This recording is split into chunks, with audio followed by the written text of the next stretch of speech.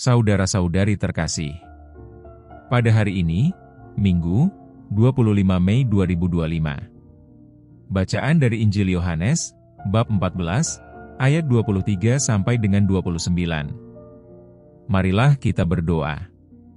Dalam nama Bapa, dan Putra, dan Roh Kudus. Amin. Allah Bapa di surga, syukur atas berkat melimpah dan anugerah yang menyertai kami. Semoga Engkau menyinari hati kami dengan sabda-Mu. Demi Kristus, Tuhan dan pengantara kami. Amin. Bacaan Injil. Tuhan bersamamu dan bersama rohmu. Inilah Injil suci menurut Yohanes.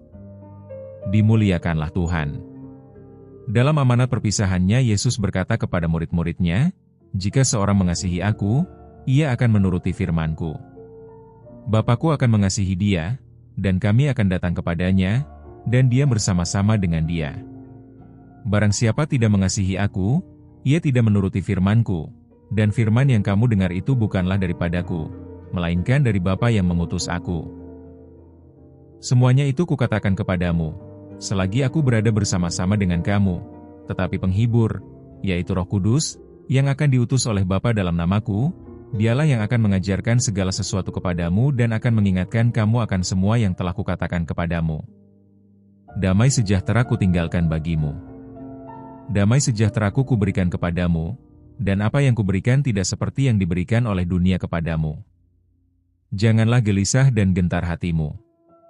Kamu telah mendengar bahwa Aku telah berkata kepadamu, Aku pergi, tetapi Aku datang kembali kepadamu. Sekiranya kamu mengasihi Aku, kamu tentu akan bersukacita karena Aku pergi kepada Bapa-Ku, sebab Bapa lebih besar daripada Aku.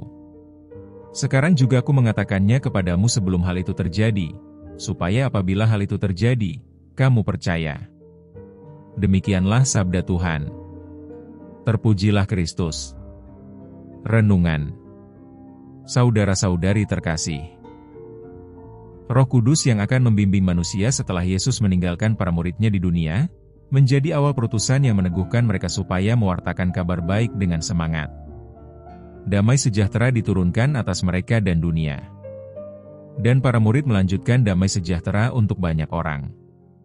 Yesus meneguhkan mereka supaya tidak gelisah dalam tugas selanjutnya. Ada pesan bagi kita, supaya kita tetap berpengharapan dalam Tuhan, karena Roh Kudus akan membimbing kita. Kita tidak boleh berputus asa karena Tuhan telah menganugerahkan damai kepada kita. Kata-kata ini terdengar sampai kepada kita di mana Paus Leo ke-14 juga menyatakan damai kepada kita semua. Berkat Kristus sampai pada kita, karena dunia memerlukan damai. Kekerasan hati manusia perlu disinari dengan Roh Kudus supaya mereka berubah untuk menjadi lebih baik dan mengutamakan kedamaian dunia. Semoga dalam lingkup hidup kita semakin mendapatkan karunia yang menyertai kita sebagai agen perdamaian, menolong yang menderita dan berduka, serta menunjukkan belas kasihan kepada yang tidak punya apa-apa. Dengan demikian, menjadi damai juga menjadi sarana bermurah hati. Semoga Tuhan memberkati. Amin.